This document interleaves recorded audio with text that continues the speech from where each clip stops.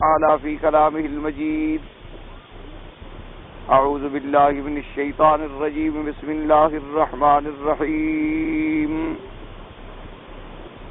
لا أقسم بالشفق والليل وما وسق والقمر إذا اتسق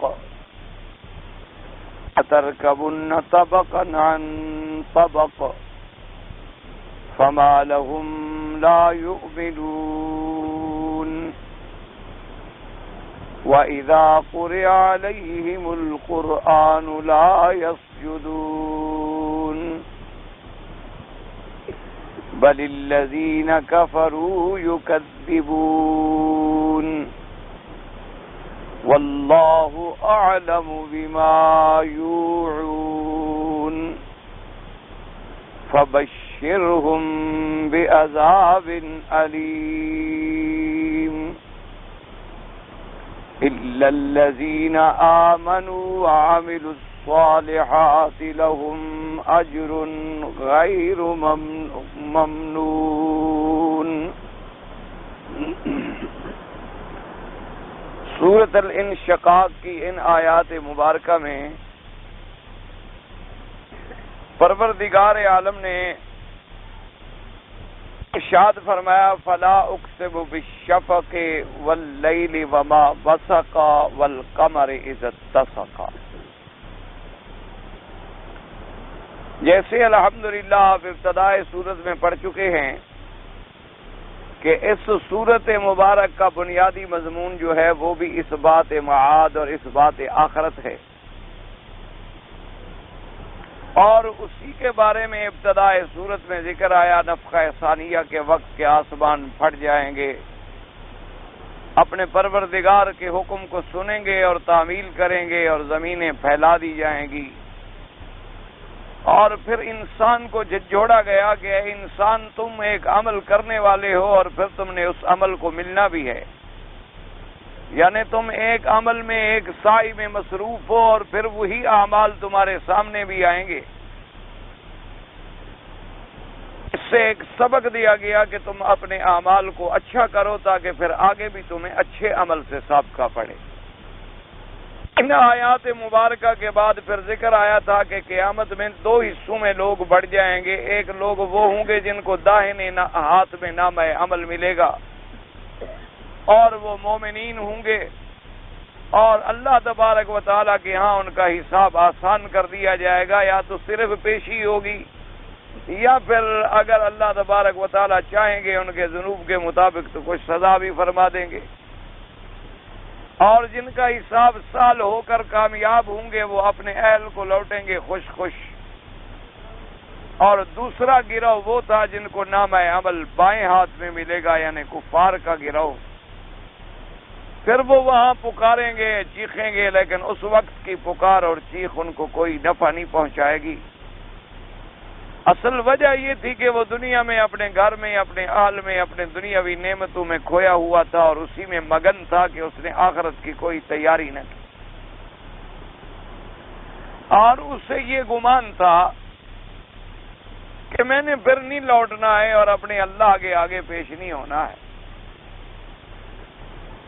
حالانکہ وہ یہ بات بھول بیٹھا کہ پروردگار عالم جو ہے وہ تو عالم ہے جن کے آگے کوئی ہمارا جزئیات تک بھی چھپا ہوا نہیں ہے، ذرے ذرے کا علم ان کو ہے. اور پروردگار عالم جب جانتے ہیں تو لازمی نتیجہ ہے کہ وہ جزا دیں گے. اگر ہم اچھا عمل کریں گے تو جزا بھی اچھی ملے گی، اور اگر بھیڑا عمل کریں گے تو جزا بھی بھیڑی ملے گی. یہ سوچ لینا کہ بس ہم اس دنیا میں آئے ہیں اور کھائیں گے پیئیں گے اور مر جائیں گے تو نعوذ باللہ پھر تو اللہ کی عدالت پر بھی ایمان نہ ہوا کہ خداوند قدوس نے اس عالم کو بنایا ہے اور اس میں ایمان والے اور غیر ایمان والوں کا کوئی فرق بھی نہ ہو اور پھر آخرت بھی نہ ہو اور جزا بھی نہ ملے اور بدلہ بھی نہ ملے تو نعوذ باللہ پھر تو اللہ کا عدل نہ ہوا. ان تمام چیزوں کے بعد اب پروردگار عالم نے پھر تین چیزوں کی قسم کھائی ہے، اور اس کے بعد اسی مسئلے کا اثبات ہے، اثبات معاد، اثبات آخرت، اثبات حشر. اور ان آیات مبارکہ میں ان کے لیے زجر ہے جو مکذبین ہیں، جو منکرین ہیں. کیونکہ یہ قاعدہ ہوتا ہے کہ انسان کی کلام جو ہے دنیا کے اندر بھی جب قسم پر بات آ جائے تو پھر انتہا ہو جاتی ہے. آدمی جب دوسرے کی بات کو ثابت کرنے کے لیے یا اپنی بات کو منوانے کے لیے جب قسم کھا لیتا ہے، اور یہاں تو قسم بندے نہیں بلکہ اللہ کی ذات خود قسم کھا رہی ہے، تو اسی فرمایا فلا اقسم بالشفق واللیل اذا وسق واللیل وما وسق والقمر اذا اتسق. فرمایا مجھے قسم ہے شفق کی. لفظ ہے لا اقسم، جیسے آپ نے پہلے بھی پڑھا ہے کئی صورتوں کے اندر کہ بعض علماء فرماتی ہیں کہ یہاں لا جو ہے زائدہ ہوتا ہے.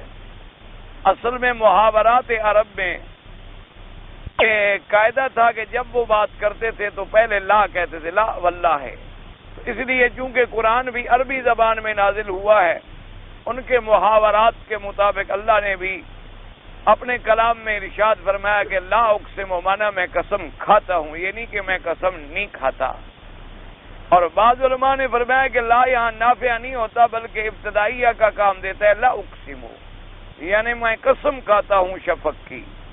اور بعض علماء نے فرمایا کہ اصل جب قسم کھائی جاتی ہے تو اس کی کوئی وجہ ہوتی ہے نا، کہ منکرین انکار کر رہے ہیں کہ جی کون قیامت ہوگی، کہاں قیامت ہوگی، کیسے قبروں سے اٹھیں گے، اور جناب کیسے قبر میں عذاب بھی ہوگا اور ثواب بھی ہوگا، اتنی تنگ سی جگہ میں ہم پڑے ہوں گے، اور جناب کیسے ہمیں نعمتیں پہنچیں گی یا کیسے ہمیں عذاب پہنچے گا.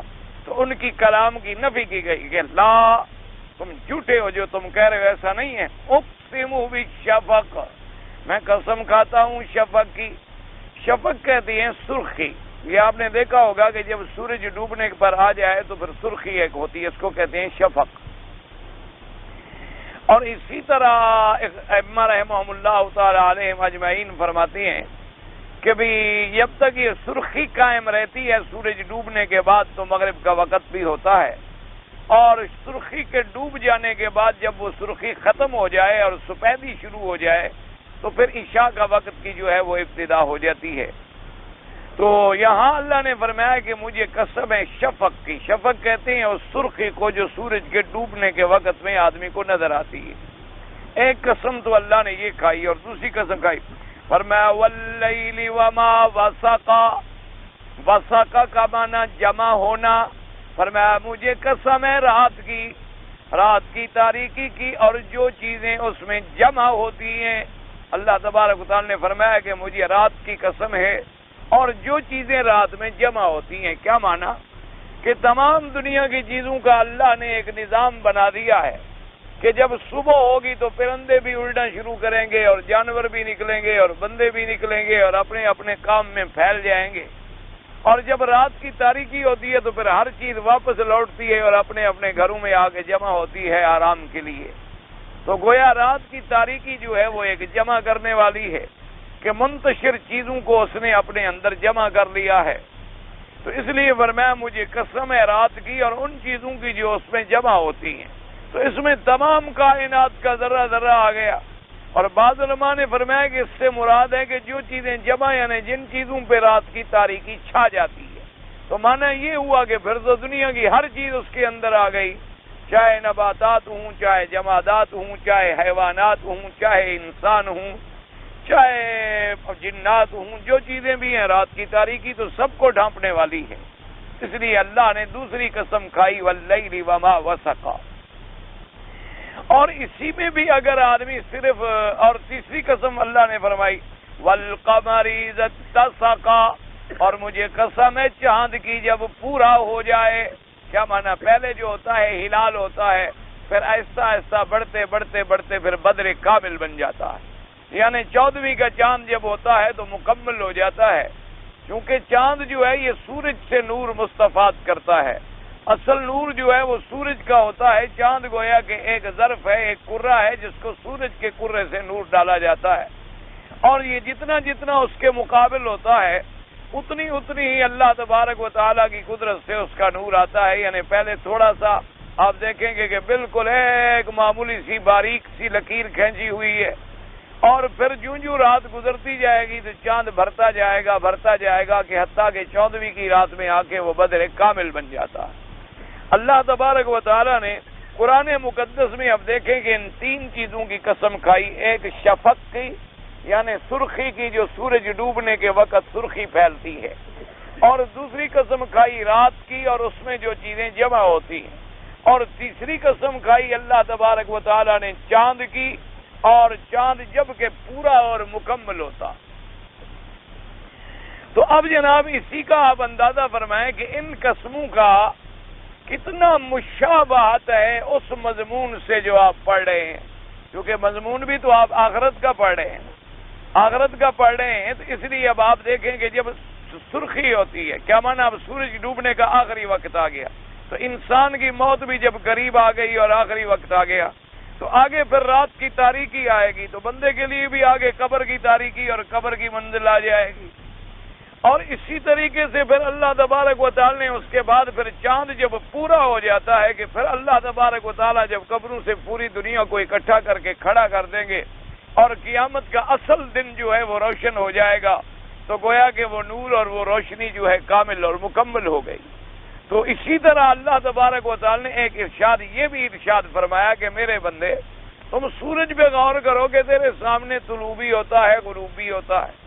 تم رات کی تاریکی پہ غور کرو کہ رات کی تاریکی آتی ہے اور چھا جاتی ہے اور پھر ختم ہو جاتی ہے، صبح نمودار ہو جاتی. تم پھر چاند کے بڑھنے اور گھٹنے پہ نظر ڈالو کہ کبھی چاند ہلال ہوتا ہے اور کبھی بدر کامل بن جاتا ہے اور پھر گھٹتے گھٹتے کل ارجون القدیم رہ جاتا ہے. اتنی چیزوں کے اختلاف میں نظر ڈالنے کے بعد تمہیں سمجھ نہیں آتا کہ یہ دنیا مٹ جائے گی، پھر عالم برزخ آئے گا، پھر آخرت آئے گی. اگر اس نظام کو چلانے پہ میں قادر ہوں، ان کے تبدیل کرنے پہ میں قادر ہوں، ان کے بدلنے پہ میں قادر ہوں، تو اس عالم کو فنا کر کے عالم آخرت کے لانے پر بھی میں قادر ہوں. اس لیے اللہ تبارک و تعالی نے ان چیزوں کی قسم کھائی. اور اسی طرح یہ بھی آپ غور کریں اللہ کے قرآن میں، اگر آپ غور کریں اور اللہ آپ کو اور ہمیں اور ہر مسلمان کو قرآن کے سمجھنے کی توفیق دے. مشکلات اصل میں یہ ہیں کہ آج کل اکثریت جو ہے وہ تو قرآن پاک سے دور ہے، یعنی ان کو تو اللہ معاف فرمائے علم قرآن بھی حاصل نہیں ہوا، بلکہ قرآن پڑھنا بھی نہیں جانتے، یعنی دیکھ کر بھی قرآن نہیں پڑھ سکتے. اور کچھ لوگ جو پڑھے ہوئے ہیں قرآن پاک کو، انہوں نے بھی صرف دیکھ کے تو پڑھا ہے لیکن قرآن کو سمجھا نہیں. اور بعض لوگ جو قرآن مجید کو سمجھنے کا ہمارا جدید تعلیم یافتہ طبقہ جو ہے کوشش کرتا ہے، تو افسوس یہ ہے کہ ان بیچاروں کو بھی تراجم ملتے ہیں ان لوگوں کے جو اصل میں یہودی اور نصرانی تھے اور وہاں سے انہوں نے ترجمے کیے. تو جب ان سے وہ پڑھتے ہیں اور جدید سائنسی انکشافات کو دیکھتے ہیں تو حیران رہ جاتے ہیں، اور وہ یہ سمجھتے ہیں کہ دیکھو جناب قرآن پاک یا حدیث یہ تو پرانی باتیں ہیں نعوذ باللہ. حالانکہ اگر قرآن کے علوم میں نظر ڈالیں تو ساری دنیا کے علوم ایک طرف ہیں اور اللہ کا کلام ایک طرف. ساری دنیا کے اب اسی چاند اور سورج کے نظام کو دیکھ لو، یعنی آج ہزاروں سال گزر گئے، ہزاروں سال کے بعد آج بھی مخلوقات کا علم اس مقام پہ نہیں پہنچا ہے جس مقام کے بارے میں اللہ کے قرآن میں اشارہ موجود ہے. اللہ تبارک و تعالی نے سورج اور چاند کی جو بحث فرمائی ہے، سورج اور چاند کے بارے میں جو ارشادات فرمائے ہیں، اللہ تبارک و تعالی نے جیسے رات کی تاریکی کا ذکر فرمایا ہے، اسی طرح اللہ تبارک و تعالی نے شفق کا ذکر فرمایا ہے. اور جیسے قرآن پاک میں دیگر چیزوں کے بارے میں اشارات موجود ہیں، لیکن مشکل یہ ہے کہ ہم اللہ کے قرآن میں توجہ کریں. اب آپ دیکھیں مثال کے طور پر کہ آج سے کچھ عرصہ قبل ہر آدمی کا ذہن یہ تھا، جیسے کہ اب بھی عام آدمی کا ذہن یہ ہوتا ہے کہ بھی جب ہم بلندی پہ جاتے ہیں اونچی جگہ پر تو ہمیں ہوا زیادہ لگتی. اسی لیے آپ دیکھیں نا کہ لوگ گرمیوں میں رات کو چھت پہ جا کے سو جاتے ہیں، تو مقصد کیا ہوتا ہے کہ ہم اونچے ہو جائیں گے تو ہمیں ہوا جو ہے وہ زیادہ لگے گی. اور جدید سائنسی انکشافات نے جب ہوائی جہاز ایجاد ہو گئے اور نئے نئی چیزیں منظر پہ آ گئیں اور 30,000 اور 40,000 اور 50,000 فٹ کی بلندیوں پر انہوں نے سفر کیا، تو انہوں نے یہ انکشاف کیا کہ ہم جو بلندی پہ جائیں گے تو آکسیجن کم ہو جائے گا، ہماری ہوا کم ہو جاتی ہے، زیادہ نہیں ہوتی. اس لیے ان کو مصنوعی طور پر بھی آکسیجن کا انتظام کرنا پڑا کہ اگر ہوائی جہاز میں آپ سفر کر رہے ہیں اور خاص طور پر خدا نہ کرے کوئی دل کا مریض ہو تو اس کے لیے آکسیجن کی بڑی ضرورت ہوتی ہے، تو وہاں پھر عارضی طور پر سلنڈر بھی رکھ لیتے ہیں کہ خدا نہ خواستہ کوئی ایمرجنسی پیش نہ آ جائے، یا آکسیجن ٹینٹ کا انتظام کر دیا جاتا ہے اگر کوئی بڑی شخصیت سفر کر رہی ہو۔ تو یہ اب جدید انکشاف ہے، اور لوگ بڑے حیران ہوتے ہیں کہ دیکھو جی ہم تو سمجھتے تھے کہ بلندی پہ جا کے ہوا زیادہ ملتی ہے، اور اوپر جا کر تو محسوس اور معلوم یہ ہوا کہ ہوا کم ہو جاتی ہے اور تنگی محسوس ہوتی ہے۔ حالانکہ قرآن میں نظر ڈالیں آپ، 1500 سال پہلے یہ قرآن اترا ہے کالی کملی والے، اور جب قرآن میرے مدنی پاک پہ نازل ہوا، اللہ کے کروڑوں صلاۃ و سلام ہوں میرے آقا پر، اس وقت نہ کوئی آکسیجن کی بحث موجود تھی اور نہ کاربن ڈائی آکسائڈ کا کوئی ذکر تھا۔ اس وقت ان چیزوں کا ذکر تک بھی نہیں تھا اور کوئی نام بھی نہیں جانتا تھا، لیکن 1500 سال پہلے قرآن نے اشارہ کر دیا، فرمایا کہ من یرید اللہ ان یہدیہ یشرح صدرہ للاسلام، فرمایا جس کو اللہ ہدایت دینا چاہتے ہیں اس کے سینے کو اسلام کے لیے کھول دیتے ہیں، ومن یرید ان یضلہ، اور جس کو چاہتے ہیں کہ ہم اس کو گمراہ کر دیں، یجعل صدرہ ضیقا حرجا، اللہ اس کے سینے کو تنگ کر دیتے ہیں، کأنما یصعد الی السماء، گویا کہ جیسے آسمان کی بلندی پہ جائے تو سینہ تنگ ہو جاتا ہے اور سانس گھٹنے لگتی ہے، ایسے اللہ تبارک و تعالیٰ اس کے سینے کو تنگ کر دیتے ہیں۔ تو اب 1500 سال پہلے قرآن نے ہمیں بتا دیا کہ بلندی پہ جانے سے سانس تنگ ہو، حالانکہ 1500 سال پہلے تو ان کا وجود ہی نہیں تھا، ان کی سینس کہاں تھی اور ان کے نام کہاں تھے اور ان کا علم کہاں تھا۔ لیکن اللہ کے قرآن میں اگر آپ نظر ڈالیں تو سمجھ آئے، جیسے کہ آج جدید دور میں یہ انکشافات ہوئے ہیں کہ یہ جتنی سبزیاں ہم اگاتے ہیں، تو سبزیاں جب ہم کاشت کرتے ہیں اور اس پہ ہم پانی ڈالتے ہیں تو اس کے اندر ایک سبز مادہ پیدا ہوتا ہے، اس سبز مادے کی وجہ سے پھر دانے بنتے ہیں اور اس کے اندر پھل آتا ہے اور ثمر آتا ہے۔ یہ جدید سینسی انکشافات ہیں، اور اس مادے کو یہ کہتے ہیں کلوروفل۔ کلوروفل جب پیدا ہوتا ہے تو اسی سے یہ سارے دانے بنتے ہیں۔ حالانکہ آپ اندازہ کریں کہ 1500 سال پہلے کلوروفل کا کوئی نام بھی نہیں تھا، اس کے بارے میں کوئی معلومات نہیں تھے، لیکن قرآن نے ذکر کر دیا، والذی انزل من السماء ماء فاخرجنا به، اللہ نے فرمایا کہ ہم آسمانوں سے پانی برساتے ہیں اور اس کے بعد پھر ہم سبزیاں نکالتے ہیں، فرمایا فاخرجنا منه خضرا، پھر اس میں ہم سبز مادہ پیدا کرتے ہیں، نخرج منه حبا متراکبا، پھر اس سے ہم تہ در تہ دانے پیدا کرتے ہیں۔ تو اب اندازہ فرمایا کہ قرآن پاک نے تو 1500 سال پہلے ہمیں یہ بات سمجھا دی، لیکن اگر ہم اپنی بدقسمتی سے قرآن پاک کو صرف جھول کر پلانے کے لیے رکھ لیں، یا قرآن پاک کو صرف ہم بیماروں کے اوپر جا کے پھیرنے کے لیے رکھ لیں، یا کوئی مر جائے تو اس کے لیے ہیلا اور اسکات کرنے کے لیے رکھ لیں، یا کوئی آدمی بیمار ہو تو تعویذ لکھ کے اس کے گلے میں باندھنے کے لیے رکھ لیں، یہ تو پھر ہماری بدقسمتی ہے کہ ہم نے اللہ کے قرآن کو پڑھا نہیں، اللہ کے قرآن کو سمجھا نہیں کہ اللہ کا قرآن تو دنیا میں جہاں بانی کے لیے آیا ہے، اللہ کا قرآن تو دنیا میں حکمرانی کے لیے آیا ہے، اللہ کا قرآن تو پوری دنیا کو ہدایت کا سرچشمہ بنانے کے لیے آیا ہے، اللہ کا قرآن پوری دنیا کو امن اور سلامتی کا گہوارہ بنانے کے لیے آیا ہے، اور تمام دنیا اسی کی خوشہ چین ہے، اسی سے اس نے کچھ حاصل کیا اور محنتیں کی ہیں۔ تو جو آدمی جس منزل کی طرف چلتا ہے وہی منزل اللہ تبارک و تعالیٰ اس کے لیے آسان کر دیتے۔ ابھی آپ دیکھیں کہ بڑی بڑی تحقیقات سے اب یہ بات واضح ہوئی ہے کہ یہ زمین جو ہے اس کے اوپر کی جو تہ ہے، جس کو آپ قشر ارض کہہ سکتے ہیں، یعنی جیسے ہر چیز کا ایک چھلکا ہوتا ہے، چھلکے کو کہتے ہیں قشر، تو یہ اوپر کی جو چیز ہے یہ قشر ارضی ہے۔ تو اب جدید تحقیق یہ کہتی ہے کہ اس کے نیچے ایک نرم طبقہ ہے، یعنی اوپر کا طبقہ جو ہے یہ بڑا سخت ہے، اور اس کے اندر اس کے تا در تا جو بھی جائیں پھر ایک نرم طبقہ ہے، اور یہ پہاڑ جو ہیں یہ اسی نرم طبقے میں جا کے کھب جاتے ہیں اور کیلوں کا کام دیتے ہیں تاکہ زمین کو ہلنے نہ دیں، زمین کو اپنی جگہ سے اب ٹلنے نہ دیں اور کھسکنے نہ دیں۔ تو اب آپ اندازہ کریں، قرآن نے تو 1500 سال پہلے بتا دیا والجبال اوتادا کہ ہم نے پہاڑوں کو زمین کی میخیں بنا دیا، تو آپ تو 1500 سال بعد اس بات پہ پہنچے ہیں کہ یہ میخیں کیا ہوتی ہیں۔ اللہ نے تو پہلے قرآن میں فرما دیا وجعلنا الارض رواسیا ان تمید، ہم نے وجعلنا الجبال فیہا وجعلنا فیہا رواسیا، ہم نے اس میں بوجھ رکھا ہے پہاڑوں کا تاکہ زمین حرکت نہ کرے، اور اس کو ہم نے زمین کی میخیں بنا دیا ہے۔ تو اللہ کا قرآن تو 1500 سال پہلے ہمیں یہ ارشاد فرما رہے ہیں۔ اسی طریقے سے اب آپ دیکھیں، یعنی کیا کیا بات بتائی جائے، یعنی پوری دنیا کے آپ جدید معلومات کھول لیں اور اللہ کے قرآن کو کھول لیں۔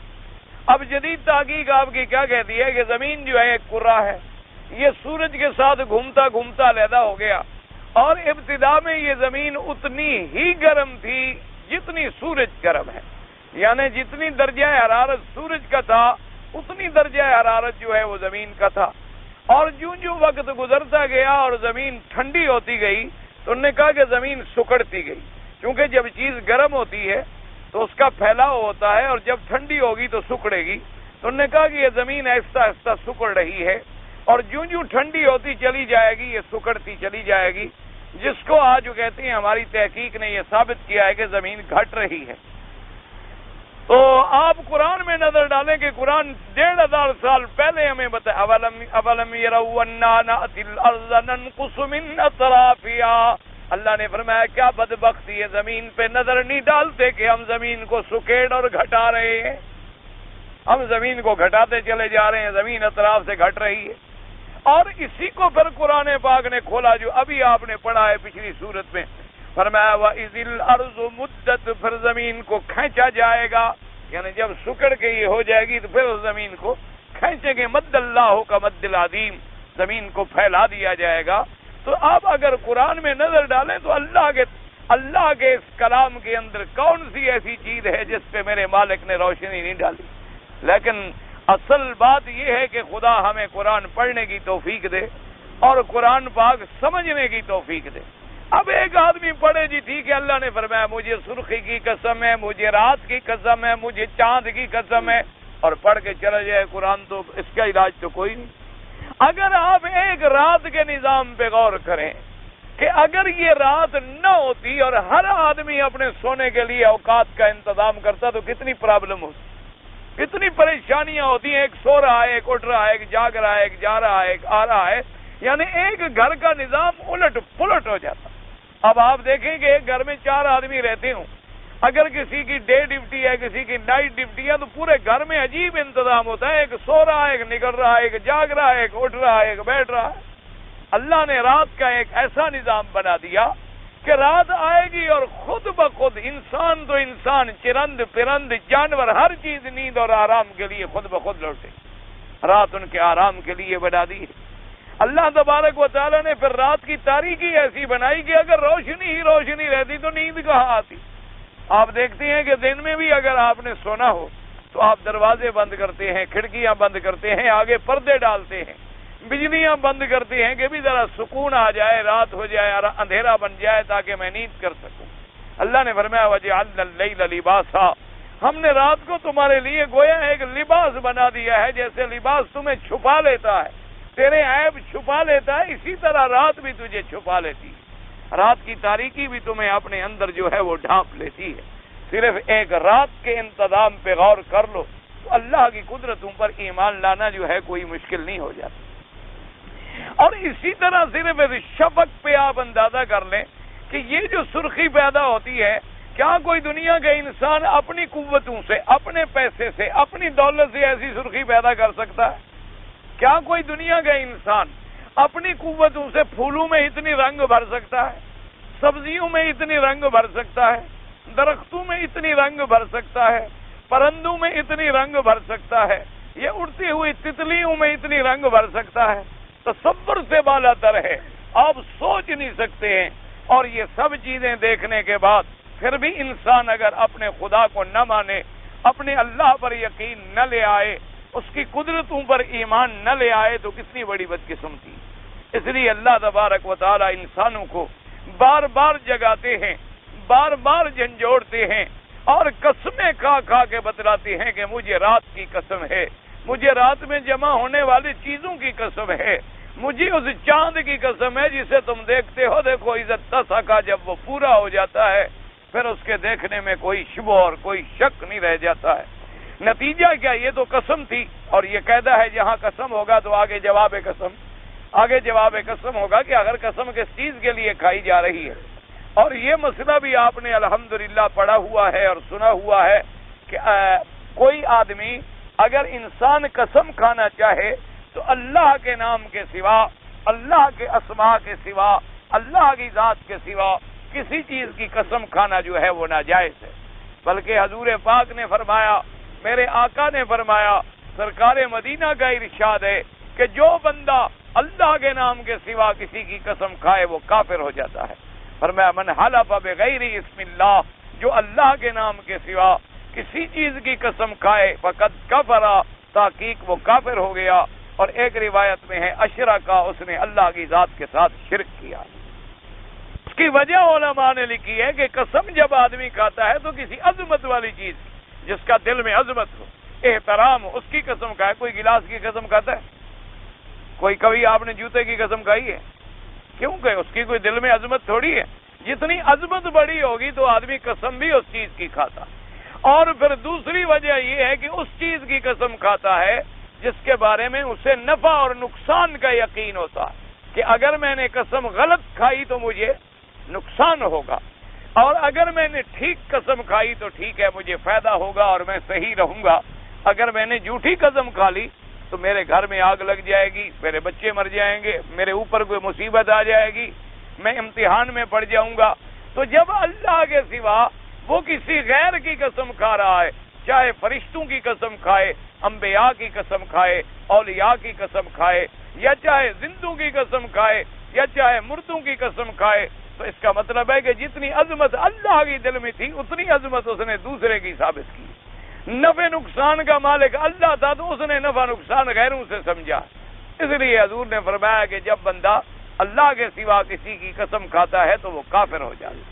یہ ہمارے ہاں جو رواج ہے نا، مجھے پیر کی قسم ہے، مجھے پیر کے آستان کی قسم ہے، مجھے حضرت کے روضے کی قسم ہے، یا مجھے اپنے بیٹے کے سر کی قسم ہے، یا میں جی دیکھو اپنی آنکھوں پہ ہاتھ رکھتا ہوں، مجھے اپنے آنکھوں کی قسم ہے، یا دیکھو جی میرے ہاتھ میں رزق ہے، مجھے رزق کی قسم ہے، یا میں دکان کے تھڑے پہ بیٹھا ہوں، جی میرے رزق کا اڈا ہے، مجھے اس کی قسم ہے۔ یہ کفر ہے، سیدھا آدمی کافر ہو جاتا ہے۔ یعنی اس نے رزق کو اللہ کے مقابلے پہ رکھا، آستان کو اس نے اللہ کی قدرت کے مقابلے پہ رکھا۔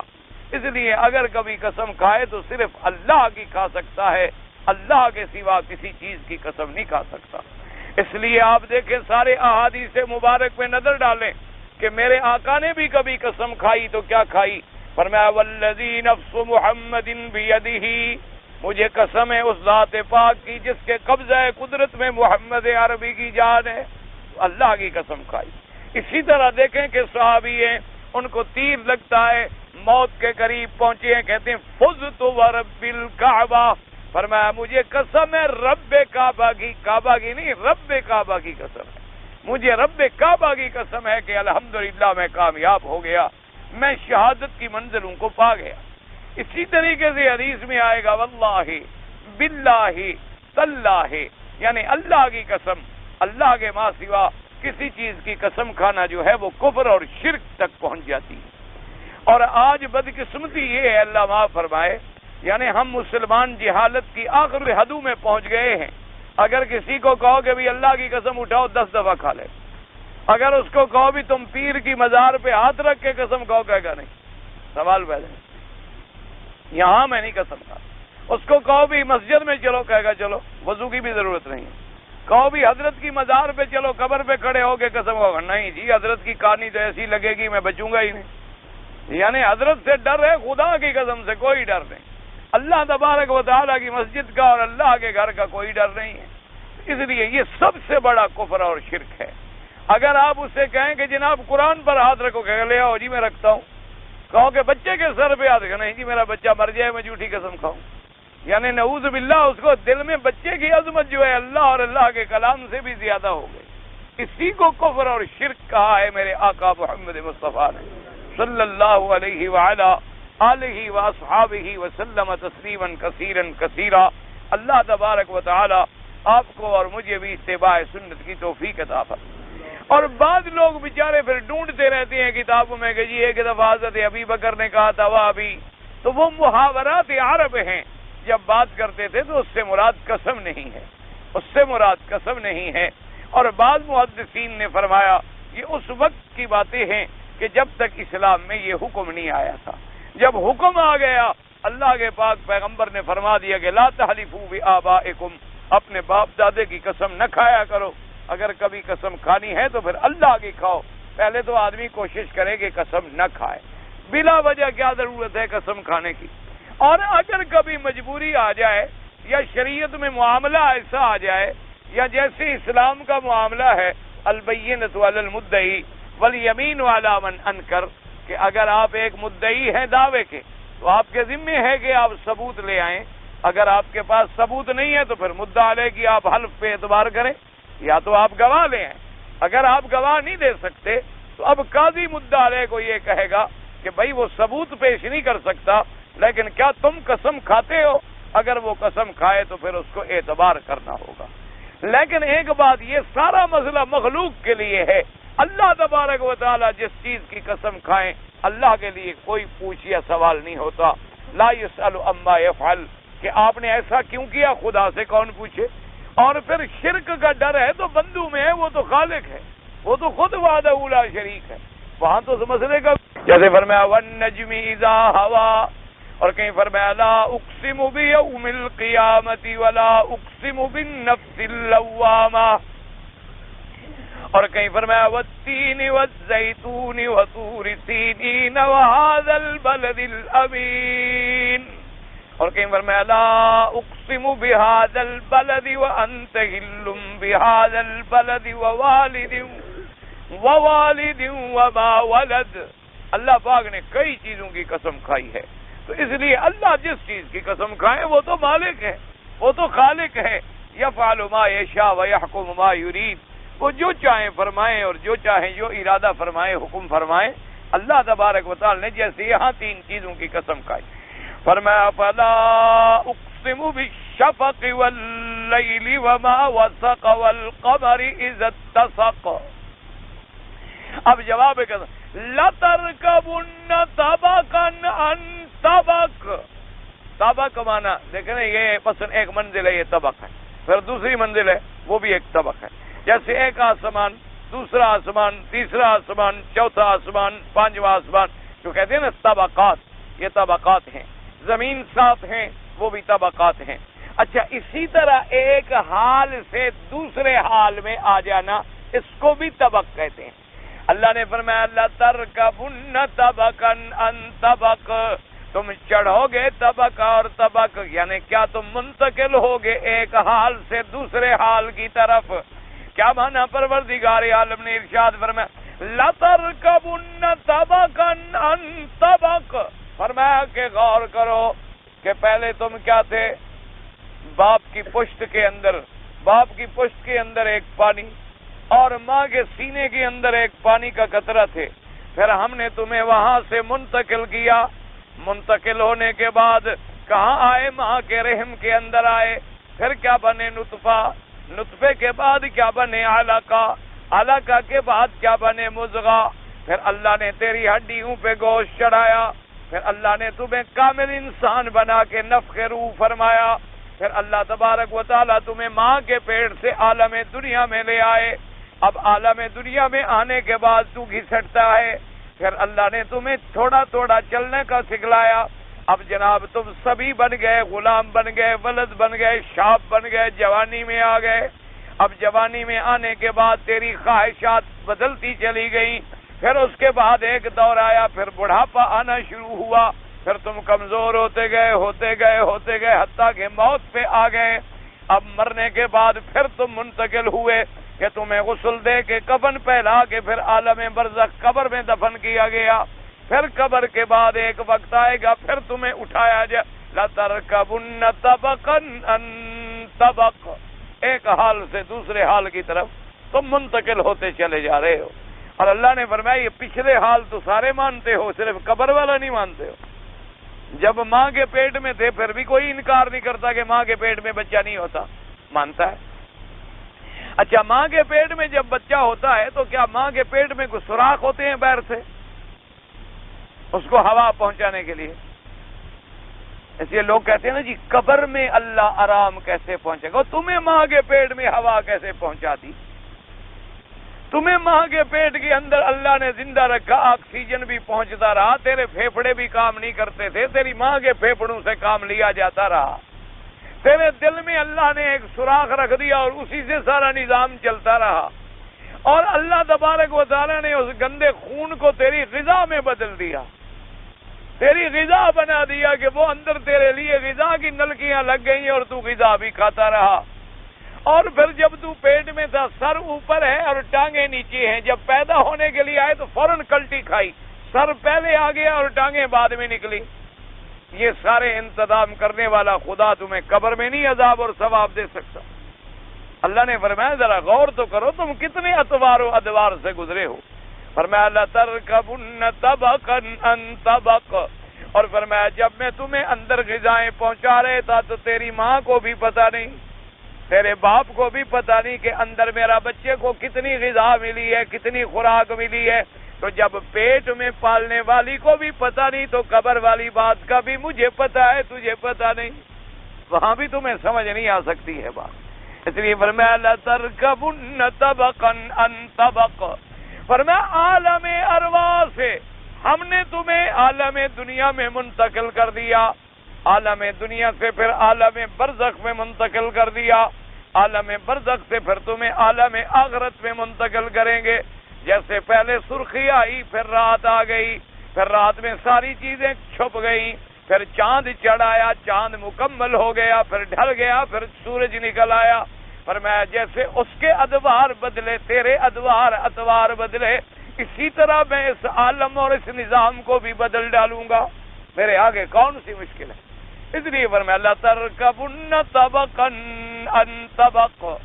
آگے اللہ پاک اتنے دلائل کے بعد فَمَا لَهُمْ لَا يُؤْمِنُونَ، اللہ نے فرمایا میرا مدنی ان بدبختوں کو کیا ہو گیا ہے کہ اتنی دلائل کے بعد یہ پھر بھی ایمان نہیں لے آتے، یہ پھر بھی میرا کلمہ نہیں پڑھتے، یہ پھر بھی میرا اعتراف نہیں کرتے۔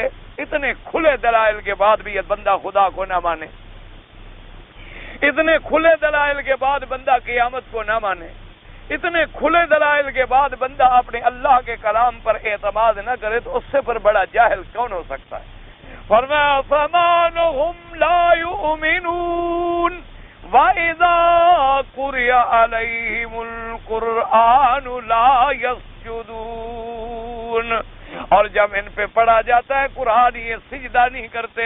اب سمجھیں سجدے کے دو معنی ہیں، بعض مفسرین کرام نے اور علماء کرام نے فرمایا کہ ایک تو سجدہ ہوتا ہے اصطلاحی سجدہ، یعنی جو شریعت کا اللہ نے ہمیں حکم دیا ہے، جیسے نماز میں ہم سجدہ کرتے ہیں، یا جیسے تلاوت کا سجدہ ہے کہ جب قرآن پاک کی بعض آیات مبارکہ ایسی ہیں جہاں حضور صلی اللہ علیہ وسلم نے سجدہ کیا ہے۔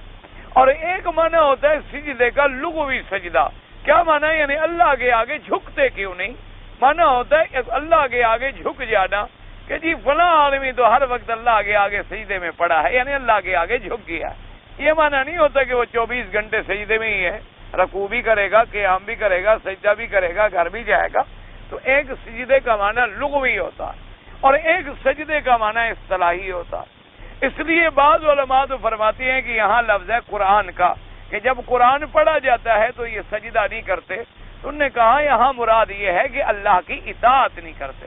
انہوں نے کہا اس سے مراد وہ سجدہ نہیں جو سجدہ اصطلاحی ہے، کیوں اگر وہ ہو تو پھر تو قرآن کی ہر آیت پر ہمیں سجدہ کرنا پڑے۔ لیکن بعض ائمہ نے فرمایا کہ نہ، ایسی بات نہیں ہے، قرآن پاک نے تو یہاں وضاحت نہیں کی، ایک مطلق لفظ فرما دیا کہ لا یسجدون۔ لیکن اب ہمیں دیکھنا یہ ہوگا کہ حدیث کیا فیصلہ کرتی ہے، کیونکہ شرع کا حق جو ہے وہ ہے محمد الرسول اللہ کو صلی اللہ علیہ وسلم۔ تو لہذا امام ابو حنیفہ رحمۃ اللہ علیہ فرماتے ہیں کہ یہاں سجدہ ہے اور سجدہ واجب ہے، اس لیے کہ فرمایا قرآن نے تو علی العموم فرما دیا، لیکن صحیح حدیثوں میں موجود ہے کہ ابھی رافع فرماتے ہیں کہ میں نے حضرت ابی ہریرہ رضی اللہ تعالی عنہ کے پیچھے نماز پڑھی تو انہوں نے یہ سورت تلاوت کی اور سجدہ کیا. تو بعد میں نے پوچھا کہ اس سورت میں سجدہ ہے؟ انہوں نے فرمایا کہ ہاں سجدت خلف ابی القاسم صلی اللہ علیہ وسلم. انہوں نے کہا کہ میں نے حضرت محمد مصطفیٰ سیدنا ابی القاسم حضرت محمد مصطفیٰ کے پیچھے نماز پڑھی تھی تو میں نے سجدہ کیا تھا، اس لیے میں اب بھی سجدہ کرتا ہوں اور جب تک زندہ رہوں گا کبھی نہیں چھوڑوں گا، کیونکہ میں نے تو دیکھا ہے سنت محمد مصطفیٰ. تو حضرت امام ابو حنیفہ رحمۃ اللہ علیہ، اللہ ان کی قبر پہ رحمت فرمائے، اور کچھ ائمہ جو ہیں وہ سجدہ واجب سمجھتے، اور بعض ائمہ کرام نے یہاں سجدے کو واجب نہیں سمجھا. انہوں نے کہا اگر کوئی کر لے تو کر لے اور نہ کرے تو کوئی حرج نہیں، کیونکہ لفظ اذا قرئ علیہم القرآن کا لفظ پورے قرآن کا ہے. اس سے اگر ہم یہ سجدہ لیں گے تو پھر ہمیں ہر آیت پہ سجدہ کرنا ہوگا.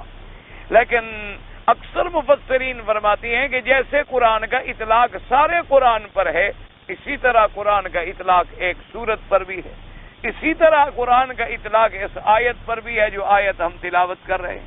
اس لیے اللہ ویسے سیاق یہ کہتا ہے کہ اللہ نے حکم یہ دیا کہ کیوں ایمان نہیں لے آتے اور کیوں یہ اللہ کے آگے جھکتے نہیں. اب چونکہ حضور نے سجدہ کر لیا تو اس حدیث کے مطابق ہمیں سجدہ کرنا پڑا، ورنہ قرآن کی مراد یہ تھوڑا کافر کوئی سجدے تھوڑے کرتے تھے تلاوت، وہ تو قرآن ہی نہیں پڑھتے تھے تو سجدہ کیا کرتے. مانا یہ ہے کہ کیا ہو گیا ان کو کہ اتنے دلائل کے بعد یہ ایمان نہیں لے آتے. کیا ہو گیا ان کو کہ ان پر جب قرآن پڑھا جاتا ہے تو قرآن کے آگے جھکتے نہیں، یعنی قرآن کو مانتے نہیں، قرآن پہ عمل نہیں کرتے.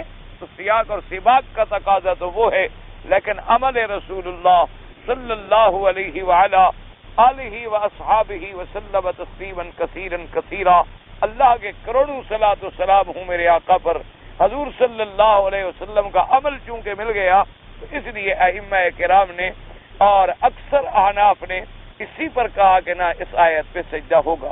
گو بعض ائمہ اس کے سجدے کے قائل نہیں ہیں، اور بعض ائمہ کہتے ہیں کہ یہ سجدہ جو ہے استحباب کی حد تک ہے، یعنی وجوب نہیں ہے، چاہے تو آدمی کر لے تو ثواب ہوگا، نہیں کرے گا تو گناہ نہیں ہوگا. اور اس کے بعد فرماتے ہیں بل الذین کفروا یکذبون. اللہ نے فرمایا اب یہ ایمان نہیں لے آتے، نہ اللہ کی اطاعت کرتے ہیں، بلکہ جو کافر لوگ ہیں وہ جھٹلاتے ہیں، تکذیب کرتے ہیں، قیامت کو جھٹلاتے ہیں، قیامت کی تکذیب کرتے ہیں، اللہ کے قرآن کی تکذیب. واللہ اعلم بما یوعون. فرمایا اللہ جانتے ہیں جو کچھ انہوں نے چھپا رکھا ہے، محفوظ کر رکھا ہے، مانا ان کے ذرے ذرے کا اللہ کو علم ہے.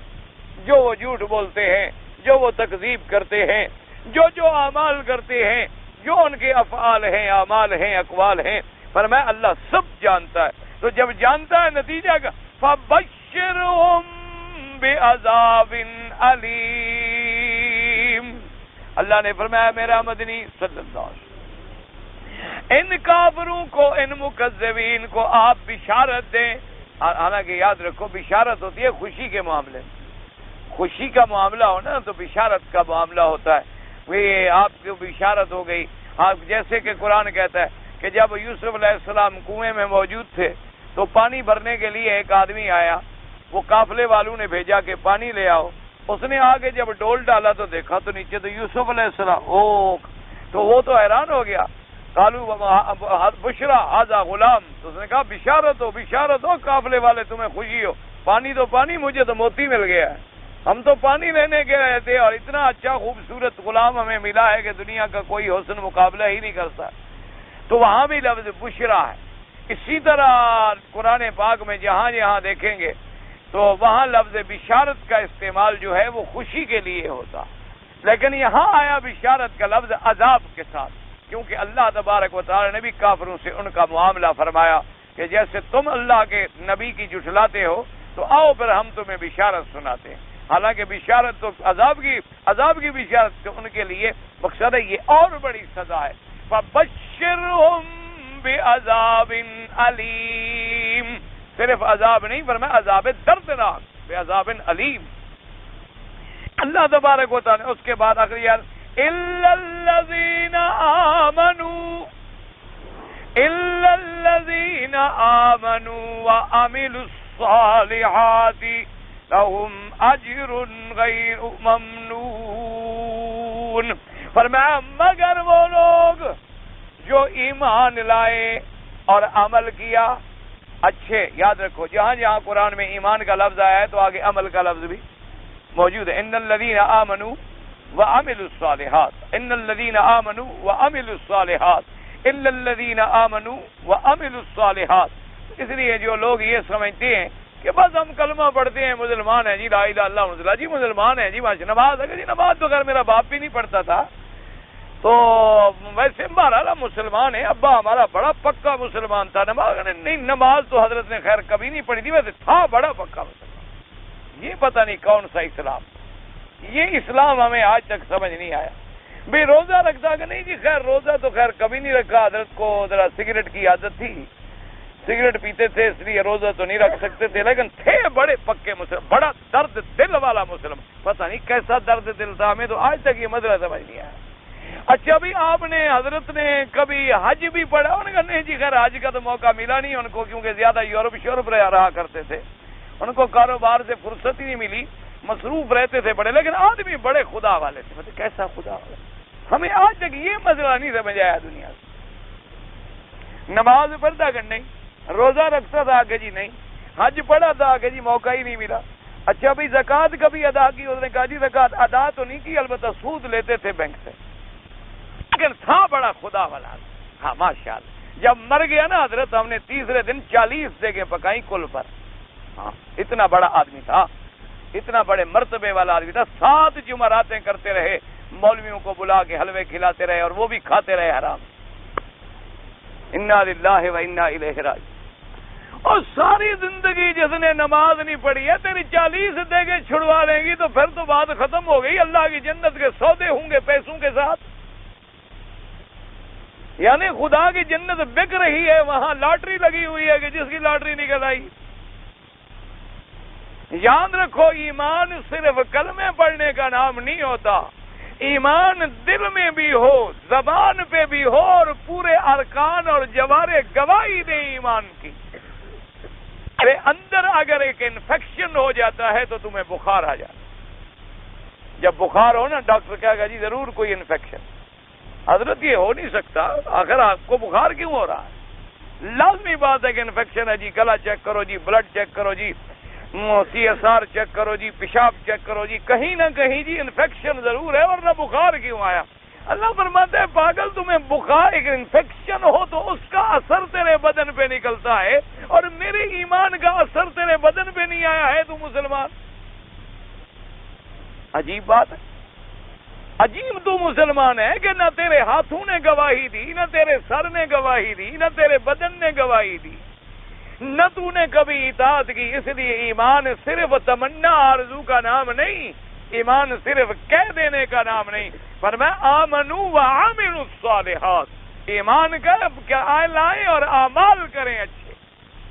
یہ نہیں کہ صرف کلمہ پڑھ لیا. ہاں ایک بات ہے، کلمہ پڑھا عمل کا موقع نہیں ملا، یعنی کلمہ پڑھا مر گیا، ٹھیک ہے الحمدللہ، کیونکہ اللہ نے اس کو ٹائم ہی نہیں دیا، موقع ہی نہیں دیا، تو بیچارہ عمل کب کرتا.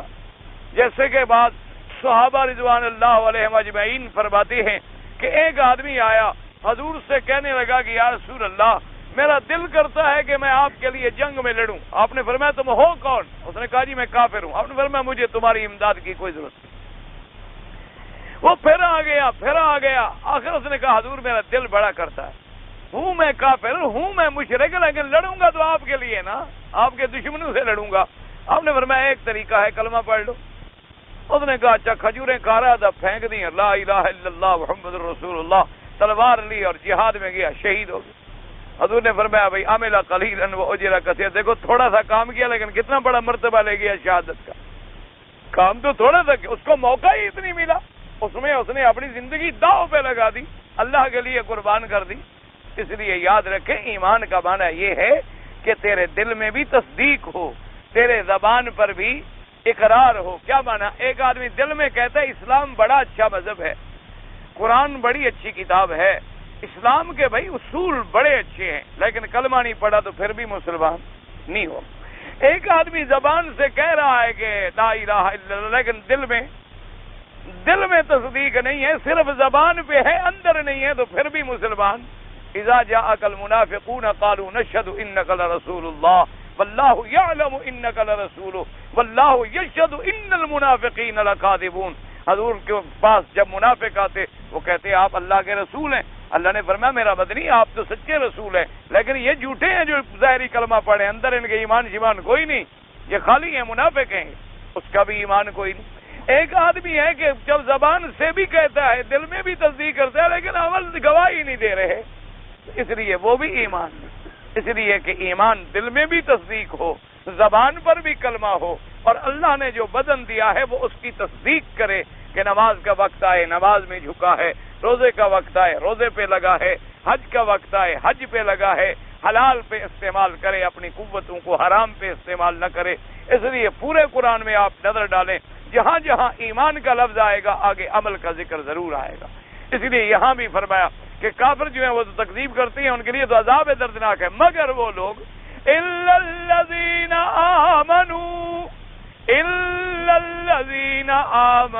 وعملوا الصالحات، مگر وہ لوگ جو ایمان لے آئے اور عمل کیے اچھے، لہم اجر غیر ممنون. اللہ نے فرمایا ان کے لیے تو ثواب ایسا ہے جو نہ ختم ہونے والا، ان کو تو پھر ہم ایسا ثواب دیں گے، ایسی نعمتیں دیں گے، ایسا اجر عظیم دیں گے جو پھر کبھی ختم بھی نہیں ہوگا، کیونکہ جنت کی نعمتیں جو ہے وہ دائمی ہوں گی، وہ ہمیشہ رہنے والی ہوں گی، ان پہ کبھی فنا نہیں آئے گی. تو نتیجہ کیا نکلا کہ ہمیں اللہ پر، اللہ کے رسولوں پر، آخرت پر ایمان ہونا چاہیے کامل. اور یاد رکھو، ایک آدمی کہتے ہیں جی میرا آخرت پہ میرا ایمان ہے. حضرت آخرت برحق ہے، قیامت میں اٹھنا ہے، اللہ کے دربار میں بھی جانا ہے، قبر بھی برحق ہے، قبر میں سوال جواب بھی ہوگا، عذاب ثواب بھی برحق ہے، لیکن نماز نہیں پڑھتا تو معلوم ہوا ایمان نہیں ہے. اگر ایمان ہوتا اور قبر کے عذاب سے ڈرتا تو نماز چھوڑتا. اگر اس کو قیامت پہ یقین ہوتا تو وہ اللہ کی نماز چھوڑ دیتا. تو معنی یہ ہے، پھر یہی سمجھ آئے گا کہ یہ منافق ہے، زبان سے تو کہہ رہا ہے لیکن اندر کچھ نہیں. زبان سے کہہ رہا ہے کہ قیامت بھی ہے، قبر بھی ہے، حشر بھی ہے، اور جی دعا کرو ہمیں بس شفاعت بھی حضور کی نصیب ہو. حضور کی نماز پڑھتے پڑھتے پاؤں پہ ورم آ گئے، اس نے کبھی سجدہ نہیں دیا اور شفاعت کا طلبگار ہے. ماشاءاللہ، بڑا ماشاءاللہ. ابھی پھر تو تم بڑے سودے میں کامیاب ہو کہ صحابہ رضوان اللہ علیہم اجمعین کی راتیں مصلے پہ گزر گئیں، دن گھوڑوں کی پشت پہ گزر گئے، کبھی گھی لگی ہوئی روٹی نصیب نہ ہوئی، اور تم صرف زبانی کلامی کہتے رہو اور جنت میں چلے جاؤ مزے سے. پھر تو بڑی عجیب بات ہے، پھر تو بڑا عجیب مسئلہ ہے. اس لیے ہمیشہ یاد رکھے کہ اگر تیرا قبر پہ یقین ہے، یعنی اللہ نہ کرے، میں تو ڈر سے کہتا ہوں، اللہ بچائے مجھے، اللہ معاف کرے، اگر میری غلطی ہو تو خدا مجھے معاف فرما دے. تو میں تو ڈر سے کہتا ہوں کہ آج ایک بندہ ایک 10 سال کے بچے سے یا ایک چوکیدار اور ایک سپاہی سے جتنا ڈرتا ہے اتنا بھی اپنے خدا سے نہیں ڈرتا. میں تو بالکل کھری بات کر. کیا مطلب؟ اگر ایک سپاہی کھڑا ہو تم زنا کرو گے؟ نہ، ایمان سے بتاؤ. اگر سپاہی تمہیں دیکھ رہا ہو زنا کرو گے؟ محلے کا چوکیدار تمہیں دیکھ رہا ہو تو تالا توڑو گے، چوری کرو گے؟ ایک 10 سال کا بچہ بیٹھا ہو تیرے ساتھ دکان پہ اور دیکھ رہا ہو اس کے سامنے، کبھی تم پیسہ اٹھاؤ گے؟ تو کیا تمہیں یقین نہیں ہے کہ جب میں زنا کرتا ہوں اللہ دیکھ رہا ہے، چوری کرتا ہوں تو میرا اللہ مجھے دیکھ رہا ہے، میں برائی کرتا تو اللہ پر اگر ڈر ہوتا تو تم کرتے؟ تو معلوم یہ ہوا نعوذ باللہ کہ جتنی ہم ایک بندے سے ڈرتے اتنا بھی ہم خدا سے نہیں ڈرتے. اگر تمہیں معلوم ہوتا کہ میں نے قبر میں جانا ہے، میں نے مرنا ہے، میرے منہ پہ مٹی آنی ہے، مجھے وہاں اکیلا انہوں نے چھوڑ دینا ہے، وہاں فرشتے آئیں گے مجھ سے سوال جواب کریں گے، تو اگر یہ بات کا تو پھر قبر کی تیاری نہ کرتے. دیکھو نا جی، اب اگر آپ نے مدینہ پاک جانا ہے، آپ نے اپنے گھر جانا ہے، ملک جانا ہے، تیاری ایمان سے کہو کرتے ہو کہ نہیں کرتے ہو؟ ٹکٹ لیتے ہو، پاسپورٹ لیتے ہو، ویزا لگواتے ہو، خروج دخول چیک کرتے ہو، ڈیٹیں پڑھواتے ہو، یار کہیں غلطی نہ ہو جائے، مجھے راستے میں پریشانی نہ ہو. کارڈ بھرتے ہو، پھر ایک ایک پڑھے لکھے کے پاس جاتے، یار دیکھ لو میں نے غلط تو نہیں بھرا ہے، میرا کوئی نقطہ تو اوپر نہیں رہ گیا، ایسا نہ ہونا آگے میں چیکنگ میں کھڑا ہو جاؤں. سامان ڈالتے ہو, کوئی کہتا ہے بھی میرا سامان رکھ دے, یار خیال کرنا یار کوئی کسٹمر ہی بلا نہ دے دینا, میں تیری وجہ سے مصیبت میں پڑا رہوں. ایک ایک چیز کا خیال کرتے ہو. اگر قبر کی تیاری ہو تو کچھ تیاری نہ کرو. اگر یقین ہو کہ میں نے مرنا ہے تو اس کے لیے بھی کچھ سامان, کوئی پاسپورٹ, کوئی ٹکٹ, کوئی انتظام کیا ہے. کہتے ابا جی فکر نہ کرو, پیر آپ کافی ہے. یعنی قبر دا مسئلہ ہی پیر نبھیسی تھے, حشر والا بھی پیر نبھیسی. یہ پتہ نہیں کہ ان کا اپنا کیا حال ہوگا, پتہ ہے آپ کو. اس لیے دعا کرو اللہ ہمیں صحیح ایمان نصیب فرمائے, اللہ خاتمہ ایمان پہ فرمائے, اور اللہ اعمال صالحہ کی توفیق دے. میری بیوی یہ کہتی ہے کہ میں اپنے خاوند کی اور اپنے بچوں کی خدمت تو کروں گی, لیکن وہ یہ کہتی ہے کہ میں تمہارے ماں باپ کی خدمت نہیں کر سکتی, تو پھر میں بیوی کو مارتا ہوں اور لڑائی ہوتی ہے اور جھگڑا. تو تمہارے ماں باپ کی نوکر ہے وہ نہ, تم نوکر لے آئے ہو گھر میں, بیوی لے آئے ہو. پہلے یہ فیصلہ کرو تمہاری بیوی ہے یا نوکرانی ہے. اگر بیوی ہے تو بس اس کا تو حق ہے کہ وہ تیرے حقوق ادا کرے. باقی تیرے گھر میں جو خدمت کر دے یہ بھی اس کا احسان ہے, اس کی ذمہ داری تو نہیں. وہ اگر تیرے بچے کو دودھ پلا دے اس کی مہربانی ہے, ورنہ تمہیں کہہ سکتی ہے دایا رکھو اور دودھ پلاؤ, میں اپنی صحت کیوں خراب کروں. وہ نکرانی تم لے آتے ہو گھر میں. بھئی بیوی ہے تمہاری, برابر کی شریک ہے تمہاری. وَلَهُنَّ مِثْلُ الَّذِي عَلَيْهِنَّ بِالْمَعْرُوفِ, جیسے تمہارے حقوق ہیں ایسے ان کے حقوق ہیں. یہ کہاں لکھا ہوا ہے کہ اب تمہاری بیوی ہے تو وہ کاشتکاری میں بھی شرکت کرے, کپاس کی بجائی میں بھی شرکت کرے, کماند کی لگوائی میں بھی شرکت کرے, رات کو پانی لگانا ہو تو شرکت کرے, اور گھاس لانا ہو جانوروں کا تو وہ بھی کاٹ کے لے آئے, اور اگر پڑھی لکھی ہے تو نوکری کر کے بھی تمہیں کھلائے. کہاں لکھا ہوا ہے کتابوں. خدا کا خوف کرو, بیوی بیوی ہے, اس پر تو شرعاً حق یہ ہے کہ وہ اپنے خاوند کی اطاعت کرے اور خاوند کو گناہوں سے محفوظ رکھے, خاوند کی خواہشات کا احترام کرے, اور خاوند کا کپڑا, لباس, گھر میں روٹی وغیرہ جو ہے اس کا جتنا وہ اپنی ہمت سے کر سکتی ہے کرے, اس پر بھی آپ جبر نہیں کر سکتے. اس کے لیے مثلا آگے حمل کی مدت آ گئی ہے, وہ حاملہ ہے, وہ تو بچے کو پیٹ میں رکھتے ہیں, تم کبھی 5 سیر کی اینٹ پیٹ پہ باندھ کے ذرا 2-4 مہینے تو گھر میں چل پھر دیکھو. اس میں ہنسنے کی کیا بات ہے, رات ذرا تجربہ کر لو. ایک اینٹ لے لو, رستے میں پتھر بہت پڑے ہیں, 5 سیر سے زیادہ بھی نہ ہو, وہ اچھی طرح کپڑے سے باندھ کے ذرا گھر تک چلے جاؤ, رات کو بندھے ہوئے سو جاؤ, صبح کو تمہیں پتہ لگ جائے گا بیوی کے آرام کا. آگے بندے کیوں تمہارے باپ کی خدمت کرے. اگر تمہارے باپ میں صلاحیت اور شفقت ہو تو وہ خود بخود محبت سے خدمت لے لے, یہ اس کی صلاحیت ہے, یہ نہیں, ورنہ قیامت میں تم ماخوذ ہوگے. کیوں مارتے ہو بیوی کو. ہاں تم اپنے والدین کی خدمت کرو, تم کیوں نہیں نوکری کرتے ہو ماں باپ کی, تمہارے اوپر ذمہ داری. تم ماں باپ کو ایک نوکرانی رکھ کر دے دو, تنخواہ ادا کرو. تم ماں باپ کو ایک نوکر رکھ کر دے دو, ان کو تنخواہ دو. والدین کی خدمت تیرے ذمہ ہے, تم والدین کے نوکر ہو وہ تو نہیں ہے. اپنے والدین کو چھوڑ کے تیرے گھر میں آ گئی, اب تیرے والدین کی بھی کریں. عجیب بات. لوگوں نے یہ سمجھا ہے کہ بیوی ایک اچھا نوکر ہوتا ہے اور بغیر تنخواہ نوکر ہوتا ہے جو یکم کو تنخواہ کا مطالبہ بھی نہیں کرتا, اور جب گھر میں داخل ہوں تو گالی دے کے بات کریں گے, جب نکلیں گے تو گالی دے کے بات کریں گے. انا للہ. حضور نے فرمایا تم میں اچھا وہ ہے جو گھر والوں سے اچھا ہے. خیرکم خیرکم لأہلہ. فرمایا سب سے اچھا انسان وہ ہوتا ہے جو گھر والوں کے ساتھ اچھا. فرمایا واستوصوا بالنساء خیرا. حضور نے فرمایا میں تمہیں وصیت کرتا ہوں کہ عورتوں کے ساتھ بھلائی سے پیش آنا, عورتوں کے ساتھ معروف سے پیش آنا, عورتوں کے ساتھ ہمدردی سے پیش آنا.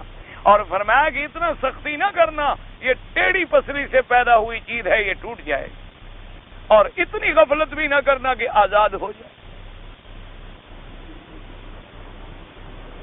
ایک آدمی عمرے کے لیے آیا ہے تو مدینہ منورہ میں 40 نمازیں پڑھنا فرض ہے. کوئی فرض نہیں, نماز تو ویسے فرض ہے, مدینہ شریف میں ہو, مکہ شریف میں ہو, اپنے ملک میں ہو. یہ 40 نمازیں جو ہیں یہ نہ فرض ہیں نہ واجب ہیں.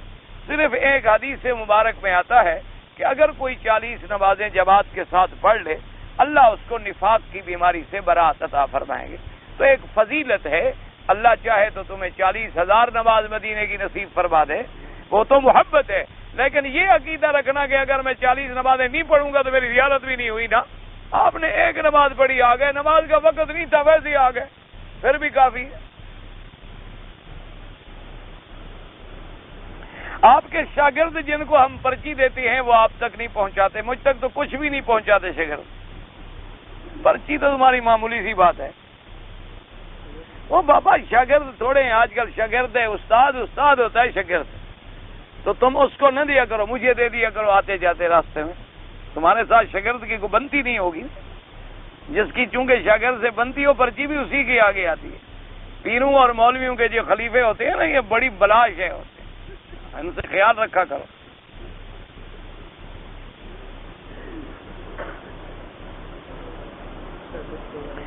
میں نے کتاب میں پڑھا تھا کہ کہتا ہے مسلمان کو بے ایمان کہنا، کافر کہنا اللہ کی لعنت نہ کہا کرو. کون کہتے ہیں مسلمان کو کہو؟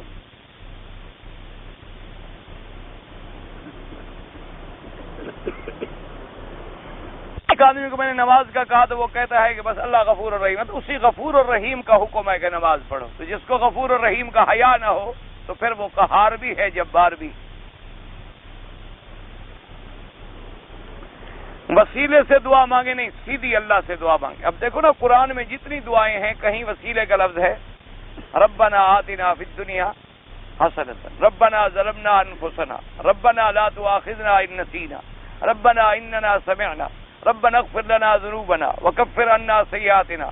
تو جیسے اللہ نے ہمیں قرآن سکھایا اسی طرح دعائیں مانگیں. چونکہ پھر آہستہ آہستہ آدمی، وہ قاعدہ مشہور ہے نا، آپ گاڑی میں جا رہے ہوں نا، بڑا رش ہو تو کوئی آدمی مہربانی کر کے ذرا کہ اچھا جی ذرا آپ یہاں تھوڑا سا بیٹھ جائیں، بیٹھنے کی جگہ وہ دے دے تو لیٹ آپ بھی جائیں گے.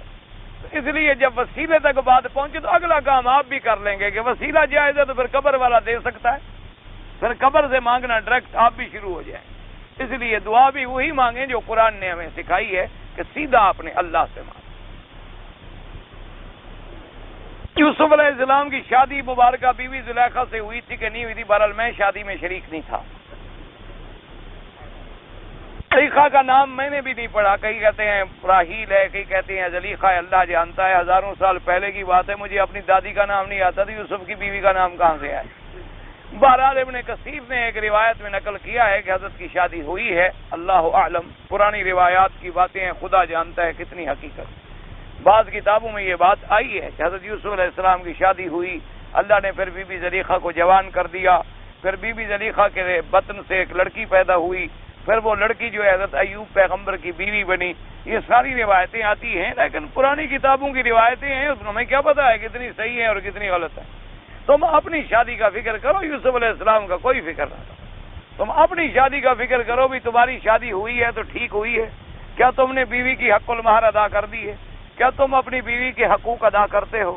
یا اگر شادی نہیں ہوئی تو کوئی کوشش کر رہے ہو تاکہ اپنے ایمان کو بچاؤ؟